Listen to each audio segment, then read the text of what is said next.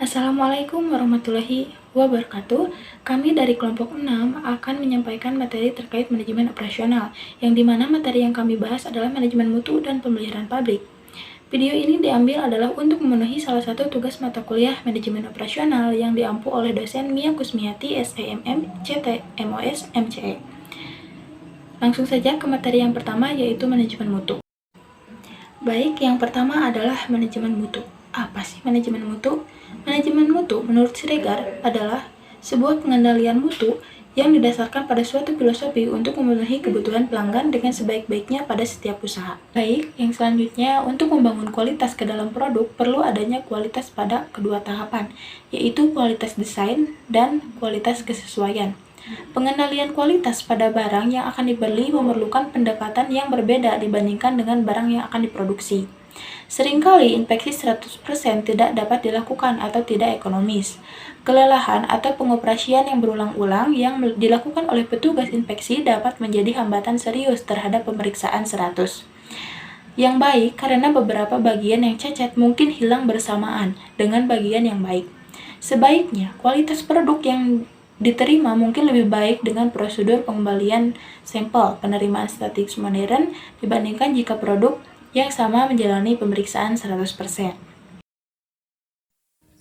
Selanjutnya yaitu pengambilan sampel penerimaan atau acceptance sampling adalah proses evaluasi kualitas sejumlah besar produk melalui pemeriksaan cermat terhadap sejumlah kecil unit produk.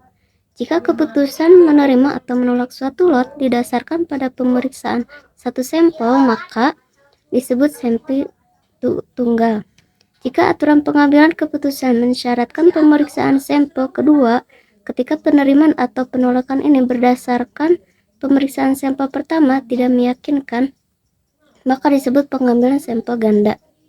Dan jika aturan pengambilan keputusan yang memungkinkan pengambilan lebih dari 2 sampel sebelum keputusan akhir mengenai penerimaan atau penolakan suatu lot tercapai, maka hal itu disebut pengambilan sampel berganda. Selanjutnya yaitu Total Quality Management adalah filosofi mengelola bisnis yang berfokus pada kebutuhan pelanggan. TQM ini berupaya untuk mengintegrasikan seluruh fungsi organisasi seperti pemasaran, keuangan, desain, teknik, dan produksi, dan lain sebagainya. Nah, TQM ini berfokus pada pemenuhan kebutuhan pelanggan dan tujuan organisasi. Di sini saya akan melanjutkan pembahasan mengenai TQM atau Total Quality Management. Yang dimana di dalam TQM itu terdapat kepemimpinan, fokus pelanggan, keterlibatan karyawan, dan juga pelatihan, yang merupakan beberapa elemen kunci dari manajemen kualitas total. Bagan kendali adalah alat statistik yang penting untuk pengendalian kualitas. Mereka menampilkan hasil pemeriksaan proses yang berkesinambungan dan acak yang terpisah variasi yang disebabkan oleh sebab-sebab nyata dari variasi normal yang disebabkan oleh sebab-sebab yang tidak sengaja. Penjelasan singkat mengenai apa yang terjadi dalam proses memberikan umpan balik yang mudah dan cepat, yang menyarankan kapan penyesuaian, koreksi atau perombakan mungkin diperlukan. Peta kendali itu terdapat 2 jenis, ada peta kendali berdasarkan variabel dan peta kendali berdasarkan atribut parameter peta kendali.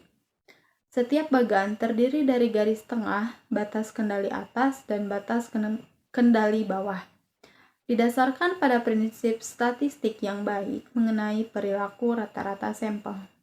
Terima kasih. Baik, di sini saya akan menjelaskan manajemen pemeliharaan pabrik. Manajer menganggap fungsi pemeliharaan sebagai tambahan operasi, mengabaikan peran penting dalam mendukung sistem yang andal. Berbagai biaya terlibat dalam kerusakan yang akhirnya menyebabkan kerugian besar bagi organisasi. Pemeliharaan terencana yang terdiri dari pemeliharaan preventif dan pemeliharaan korektif merupakan jawaban untuk menghindari kerugian akibat kerusakan pemeliharaan. Terima kasih. Baik, di sini saya akan menjelaskan mengenai manajemen pemeliharaan pabrik. Manajemen pemeliharaan pabrik itu kayak berbagai aktivitas seperti inspeksi preventif, pelumasan terencana, pembersihan dan pemeliharaan, penyesuaian dan perbaikan kecil, pencatatan peralatan, pengendalian cadangan, pemantauan kondisi juga dikaitkan dengan pemeliharaan preventif. Pemeliharaan korektif juga mencakup servis dan perombakan, pembangunan kembali, rekondisi, penggantian suku cadang yang aus secara terencana, perbaikan darurat, dan pemeliharaan kerusakan. Pabrik manufaktur yang lebih besar harus memiliki fungsi pemeliharaan yang terpisah dengan manajer pemeliharaan yang melapor langsung kepada manajer pekerjaan. Baik, terima kasih kepada narasumber.